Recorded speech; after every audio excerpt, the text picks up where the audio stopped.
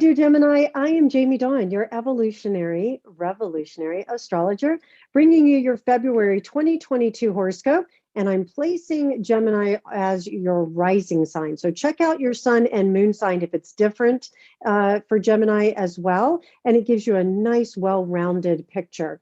But let's jump into this month of love as we have Venus, our planet that talks about or attracts our love. And she has everything to do with romance and relationships and values and finances. And she's now direct in the sign of Capricorn, activating that eighth house, which has been very active for you over the last couple of months anyway, since she moved into the sign of Capricorn back in November. And so most likely you're still now emerging. It's probably a slow emergence as she will stay in shadow for the entire month of February and still in Capricorn until March. So there's going to probably be a lot of energy around what that bonding for you really means. Like you've been taking it pretty seriously, most likely, and internalizing it with her being retrograde.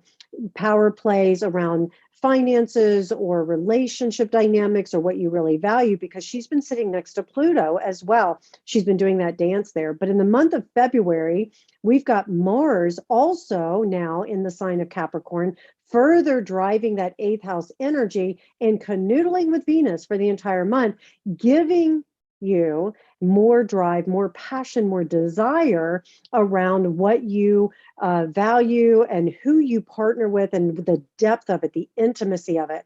And I would imagine that you spent a few weeks and maybe even the last couple of months, as I mentioned, with Venus being retrograde, really feeling into the intimacy. And many of you Geminis may have let a relationship go that was toxic or that you weren't ready to really allow yourself to be intimate with someone. And maybe you are working through those kinds of issues. And this may be the month that you decide to take on counseling, or you decide to take on therapy with a couple, with you as a couple, if you're in a bonded relationship, or if you need just some extra assistance when it comes to the dating game. You may decide to hire a matchmaker. This is a great month to do that as well. We have a new moon in Aquarius, so I'm going to jump around a little bit as I give you these pins on the map. But we have a new moon in Aquarius on the 1st of February, igniting the ninth house. So you may decide to take on, like I say, that therapy, coaching, energy around getting some form of expansion with what you believe is valuable to you, especially, like I mentioned, with relationships and finances. But this is in the sign of Aquarius, where it may be unusual. Maybe you decide to study something that helps you solidify all the things that you truly value. Because the other thing that may have happened for you over the last couple of months has been more internal, and now you're ready to express it on a larger scale. And you may find new and exciting ways using technology. And thank goodness, we have a world now where we can connect with each other. We don't have to be in person, even though there's something very invaluable about being in person. But there are other methods, let's just say remover of obstacles here, Ganesha energy, around how we can connect with someone. And so you may find yourself, especially since you're working with that eighth house, of expanding your connections on a larger scale, ninth house, setting those intentions.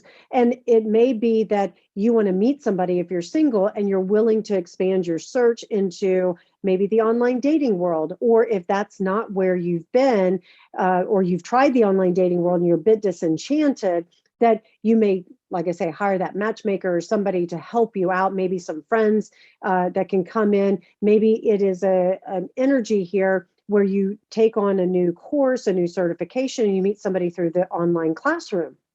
Could be that. Back to Venus and Mars canoodling here in that eighth house, there's going to most likely have this driver here to have some adventure when it comes to love and romance, when it comes to getting things done, taking on a really serious approach here to joint finances. That's a lot of what the eighth house is about. And it's not so much about joint resources in the practical sense, even though, yes, Capricorn likes the practicality. This also has to do with where do you truly value and share with another. What is it that you want to share with them? And then how deep and how long can you build this relationship? Because you're going to most likely take on a more mature approach if you have been a little willy-nilly about some of the agreements you've made with whether it's personal or professional.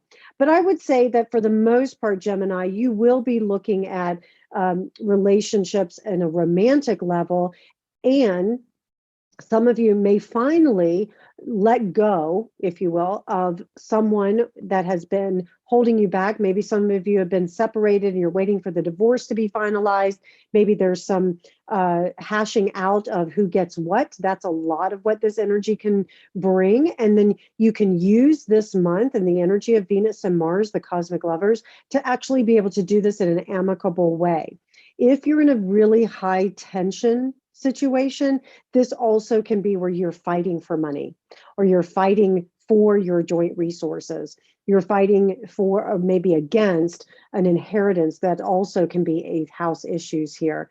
And so if you find yourself in that position, the invitation is to be able to show up for yourself and for those that mean a lot to you, and to be able to give as much to yourself as you give to others. This also, you can use the energy to be really charming and have this wonderful magnetism. There may be some betrayal issues as well that you're dealing with. And so you do have to watch out for that charming betrayal, charming and personal magnetism energy can turn into a passive aggressive energy, and you may have long-term effects from it. Again, it goes back to hiring somebody to help you walk through some of these dynamics, because if you're holding on to resentment, let's say there has been betrayal for you, that if you're holding on to the resentment, you're holding on to the fears and the insecurities and the accusations and all of those things that come along with it, the mistrust, that it can prevent you from truly bonding with somebody that is meaningful, and it makes you emotionally unavailable. And then the opposite may be true as well, Gemini, that you may go into the dating world if you're single and you find that there's a lot of emotionally unavailable people out there. Don't get discouraged, because with Mars exalted here in Capricorn, it gives you the energy to work really hard and to, as I like to say, burn the midnight oil here to stop at nothing. So if you meet an obstacle, you'll find ways to get around it, especially as the sun is going to conjunct Saturn around the February 3rd, all the way through the next few weeks here, and Mercury stationing direct on February 4th, as the sun and Saturn are canoodling. Mercury also canoodles Pluto on February 3rd. So there's a lot of this 8th and 9th house energy happening, where it tells me that there's some legal aspects, there is some splitting of resources that may happen, some powerful conversations, possibly power plays here. And if you're not splitting joint resources and you're looking to gain more resources, the sun canoodling with Saturn can assist you with that if you're willing to think in broader terms and really allow yourself to think out of the box here with that Aquarius energy. And if you're negotiating, let's say you're negotiating a contract for work and you're ready, you want that promotion, you want that raise, that sort of thing, you may find yourself having to negotiate it even on a legal standpoint here with this ninth house. But if you're willing to stay with it and think out of the box, then I feel you can find that success, because I feel like that's what you're looking for overall in the month of February, is where you can be more successful in your life. And this isn't about doing it alone. This is about collaborating. This is about bringing in others from maybe all over the world, different backgrounds, and then seeing if everyone aligns with the same beliefs, philosophies, visions, that sort of thing. Also, beginning of the month is a great time to have those bigger conversations. As Mercury stations direct, it will stay in shadow for about 10 days after, but you can still enjoy the conversations that occur, maybe behind the scenes a little bit, and make your announcement of, hey, I am now divorced, or I am now getting married. It can either way. We have the light and shadow, if you will. And you can start planning. I'm going to point back to romantic relationships. If you're in a bonded relationship and you want to take it to the next level, you and your beloved may decide to announce it to the world, hey, we're now an official couple, or we're moving in together, we're getting engaged. This is a great time, especially because it is commercialized Valentine's Day, February 14th.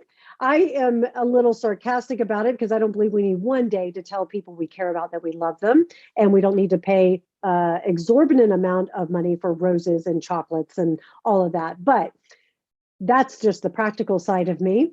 The romantic side of me says Mercury will re-enter Aquarius here in that ninth house on Valentine's Day, after it has canoodled with Pluto one more time in the eighth house, making this an opportunity for you to be able to have conversation, romance, connection in unusual ways. And you may find ways to save money around Valentine's Day. If you're trying to court somebody or they're courting you, you may decide that you come up with very creative ideas around how to celebrate and express your love with others. And it doesn't have to just be romance. It can also be the people just that you care about. We have a full moon in Leo on the 16th, and this is where Venus and Mars will be in an exact canoodling conjunction. So your ninth and third houses are going to be pretty active. And I see you releasing some sort of announcement, information, contract out into the world. And people are going to see you in a very exposed way. Now, that doesn't necessarily mean a bad thing if you have been doing the work. And that's where the sun canoodling with Saturn at the beginning of the month will complement you. It will energize you to say, okay, I want to make sure that I have been disciplined and that I'm masterful, and that what energizes me may be a little bit unusual, but I'm going to own it. I'm going to do it my own way. I want something light and I want something fun. And then here comes this full moon in Leo that says, here I am standing on this stage, sharing my gifts and doing it in my own unique way. Sun enters Pisces, activating your 10th house, February 18th, and this will continue to energize towards the end of the month of February into March, as we have a lot of Piscean energy coming up in March. And so what you may find in your 10th house is that with the sun there is that you feel as though everything you're letting out into the world, that you're inviting others to collaborate, to join you, to be more exposed, which is vulnerable and creates intimacy, that it can have a healing effect. So if you're in a business of any sort that allows you to offer your gifts for healing, you're going to find more clients that way. If you're working with a company that has gone through a lot of turmoil, transitions, and changes, maybe you personally have done that, you can find a lot of healing during this time. And you may stop at nothing to make sure that there's great compassion being shown, not only for yourself, but for others. And what this can do is it can set you up so that you're in the public eye and people see you as being this very creative, very beautiful expert that has great compassion and great healing. Now, the shadow side of the Piscean energy can be where we put on rose-colored glasses. And so do watch out if there's a particular area of your life where maybe you haven't seen things as clearly as you could. And this is the invitation, is to use this sun in Pisces to say, let me take off those rose-colored glasses. Mercury will have been in Aquarius, giving you an objective view that you can use to say, here's what I know to be true right now. Let me address it. And then let me offer my expertise from a place that has more compassion. And it may even be, hey, here are some situations that I need to see very clearly, and I need to reset some things, and I need to maybe talk about it, make some decisions that are more in alignment with my values, more in alignment with the things that I know line up with my reputation. How do I want people to view me? And so those are some of the things you'll be most likely looking at the end of February, especially because the beginning of February has so much emphasis around the intimacy issues, the connection on a really deep emotional level. And you're going to most likely want to share it on a very large scale and in a very unusual way. All right, Gemini, I hope that this helps. Please like, subscribe, share, comment, and come find me at jamiedawn.com.